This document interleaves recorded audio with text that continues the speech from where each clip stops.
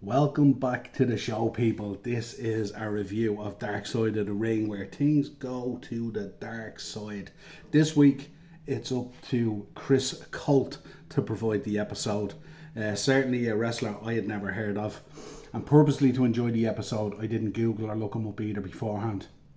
But certainly the definition of dark side in Dark Side of the Ring this episode was. Obviously started out, I knew absolutely nothing about him, but tends to be known as the best wrestler we've never heard of. Certainly looking at some of the footage, he looked like he was way ahead of himself. Some of those moves off the top rope and various things like that. He seemed to be well ahead and would have fitted in even right to this day.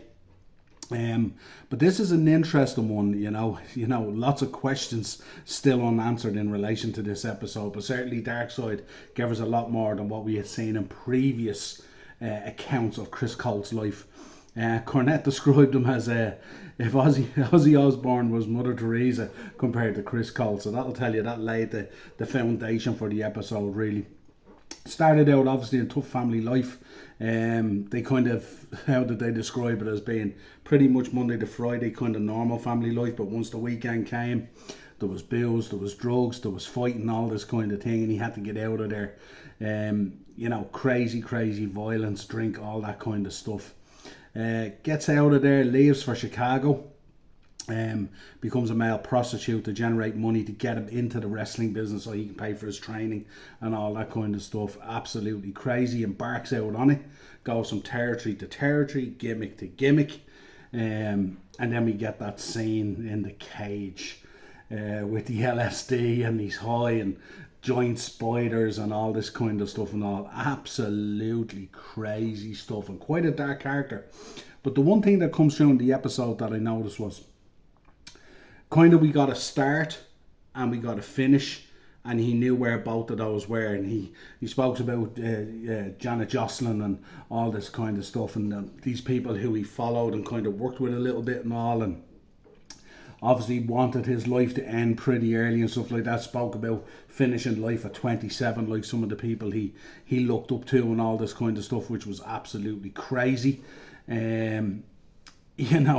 Walked away from wrestling and then showed up, of course, in the gay corn situation. He was involved in some of that, and we get a brief account from Jack Fritcher, the doctor who was involved in this kind of stuff and directing it and all that kind of stuff, and he had a very interesting take on pro wrestling, which we won't get into, so you'll need to look at it and stuff like that, but absolutely crazy takes and stuff like that in this. Absolute madness.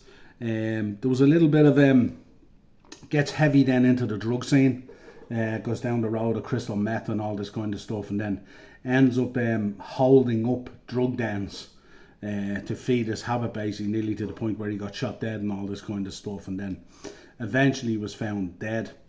But the theme through the whole episode, I think, really what you take from it is he knew where he was starting, he knew where he was going to finish, and everything in between was quite a clouded situation, if you like, that scene that they show, and Darkseid's really good at this, at recreating those scenes. So the scene with the row from the cage with the giant spiders and all that stuff, and then the scene of him going into the drug den with the fake police badge and raiding it and taking the drugs and the money and all that kind of stuff. Like, they really recreate those things really well, and it really adds to the episode. He passed away at the age of 49. And then on his death cert, it read, occupation was professional wrestler, and also his death was, they noted HIV positive, so obviously AIDS. But again, it's kind of all up in the air. People are not too sure what actually went down and stuff like that. So there's still, when we go away from this episode, there's still an element of questions to be answered. There's still an element of conversation at certain points of what went on and stuff like that.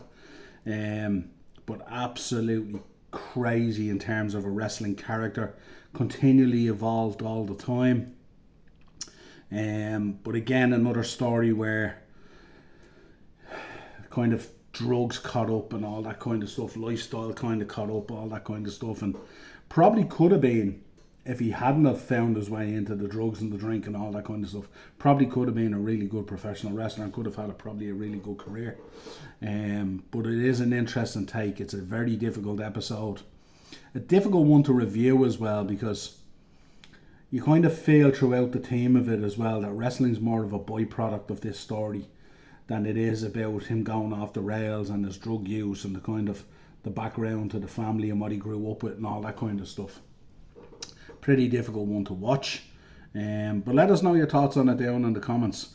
Dark Side of the Ring, Chris Colt, billed as the best wrestler we've never heard of.